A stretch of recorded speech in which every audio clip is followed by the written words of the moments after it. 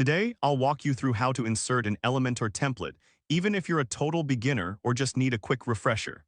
By the end of this guide, you'll know exactly how to add a template to your WordPress site using Elementor so you can create stunning pages effortlessly. Let's dive right in. First, head over to your WordPress dashboard. You can do this by entering your website URL followed by /wp-admin in your browser. Once you're logged in, you should see the dashboard interface. Don't worry if your dashboard looks slightly different, the core functions remain the same. Next, look for the Pages section on the left-hand menu and click on Add New. This is where you'll create a new page for your Elementor template. If you're familiar with building blocks, think of this as laying the foundation for your new structure. Now, once you're on the new page screen, you'll see a button that says Edit with Elementor.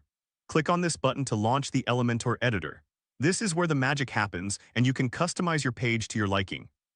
After the Elementor editor loads, locate the Add Templates button. This is usually found at the bottom of the Elementor panel on the left.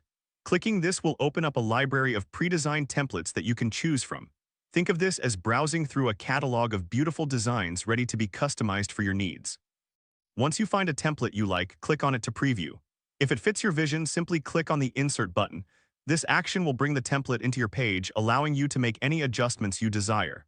Remember, it's totally normal if this takes a moment. Finally, after inserting the template, don't forget to save your changes. You can do this by clicking the green Update button at the bottom of the panel.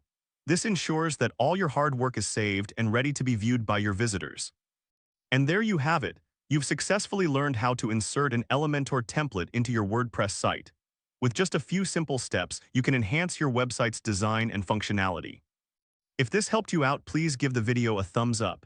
If you run into any issues, leave a comment below. Subscribe for more actionable guides. Thanks for watching.